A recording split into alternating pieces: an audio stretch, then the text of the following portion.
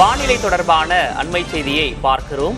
நீலகிரி, கோவையில் 3 நாட்களுக்கு கனமழை பெய்யும் என வானிலை ஆய்வு மையம் தெரிவித்திருக்கிறது. அதனை அண்மை செய்தியாக பார்க்கிறோம். தமிழகம், புதுவையில் இன்னும் ஒரு வாரத்துக்கு பரவலாக மழை நீடிக்கும் என்றும் வானிலை ஆய்வு மையம் தெரிவித்திருக்கிறது. நீலகிரி, கோவையில் நாளை முதல் 3 நாட்கள் கனமழைக்கு வாய்ப்பிருப்பதாகவும் தெரிவிக்கப்பட்டிருக்கிறது. தமிழகம், புதுவையில் இன்னும் ஒரு வாரத்துக்கு பரவலாக மழை நீடிக்கும் என்று வானிலை ஆய்வு மையம் தெரிவித்திருக்கிறது.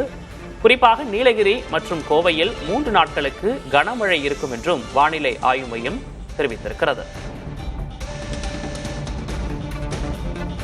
தமிழகம் முழுவதிலும் ஆங்காங்கே ஒரு சில இடங்களில் மழை பெய்து வரக்கூடிய நிலையில் வானிலை தொடர்பான அண்மை செய்தியை பார்க்கிறோம். தமிழகம் மற்றும் புதுச்சேரியில் ஒரு வாரத்திற்கு மழை நீடிக்கும் என்று தெரிவிக்கப்பட்டிருக்கிறது. அதிலும் குறிப்பாக கோவை மற்றும் நீலகிரியில் அடுத்த 3 நாட்களுக்கு கனமழைக்கு வாய்ப்பிருப்பதாக வானிலை ஆய்வு மையம் தெரிவித்திருக்கிறது.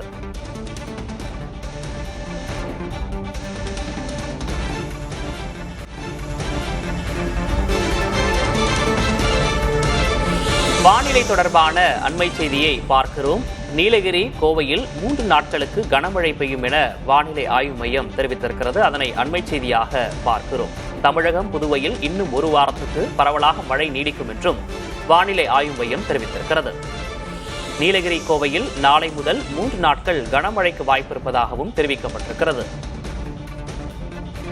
தமிழகம், புதுவையில் இன்னும் ஒரு வாரத்துக்கு பரவலாக மழை நீடிக்கும் என்று வானிலை ஆய்வு மையம் தெரிவித்திருக்கிறது.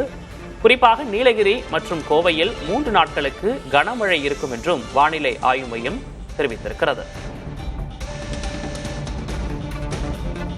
தமிழகம் முழுவதிலும் ஆங்காங்கே ஒரு சில இடங்களில் மழை பெய்து வரக்கூடிய நிலையில் வானிலை தொடர்பான அண்மை செய்தியை பார்க்கிறோம். தமிழகம் மற்றும் புதுச்சேரியில் ஒரு வாரத்திற்கு மழை நீடிக்கும் என்று தெரிவிக்கப்பட்டிருக்கிறது. அதிலும் குறிப்பாக கோவை மற்றும் நீலகிரியில் அடுத்த 3 நாட்களுக்கு கனமழைக்கு வாய்ப்பிருப்பதாக வானிலை ஆய்வு மையம் தெரிவித்திருக்கிறது.